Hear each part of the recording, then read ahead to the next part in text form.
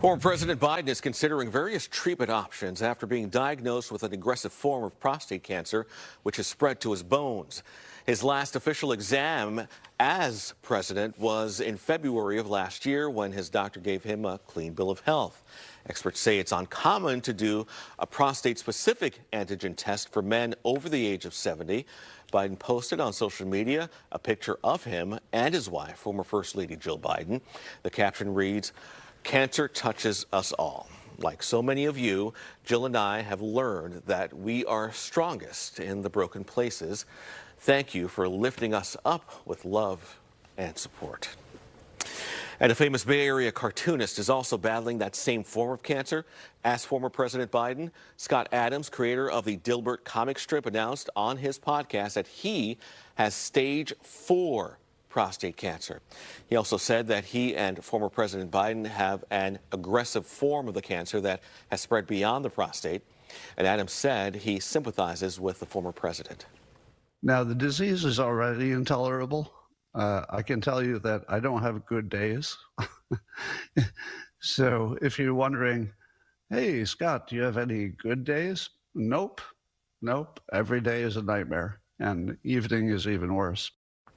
Adams also said he doesn't know how much longer he will live with prostate cancer because there is no cure.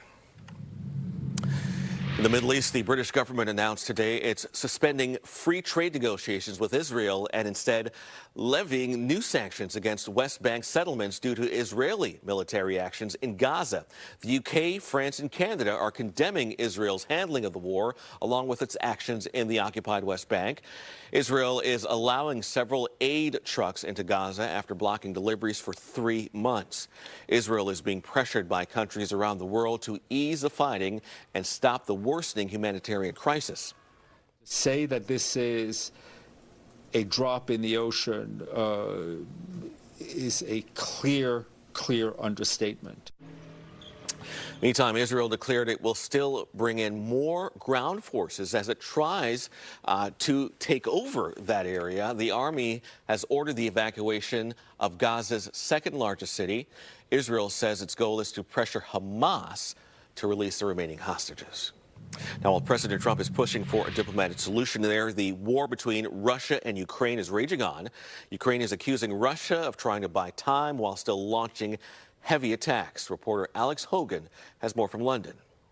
It's a bloodbath, and I do believe he wants to end it. Just a few hours after a phone call with his Russian counterpart, Vladimir Putin, President Trump announced talks between Russia and Ukraine will start immediately. But that's not stopping Putin from escalating his attacks on Ukraine. The Ukrainian government says more than 100 drones were launched overnight, and more than a dozen civilians have died in the last day. And as the attacks intensify, the president is giving more hints that he could soon walk away from the bargaining table. This isn't our war. This is not my war. This is not the war. I mean, we got ourselves entangled in something that we shouldn't have been involved in.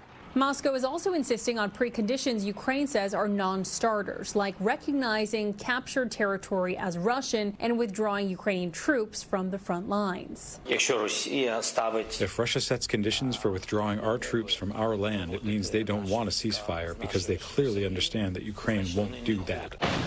The Russians now say there should be no fixed deadline to find an agreement. But with Trump saying that time is running out, Europe is stepping up. Defense ministers met on Tuesday to discuss boosting their support for Ukraine, with most agreeing Putin is not serious about ending the war. Quite obviously, there's a lack of serious intent on the Russian side. We see that Russia actually doesn't want to end this war.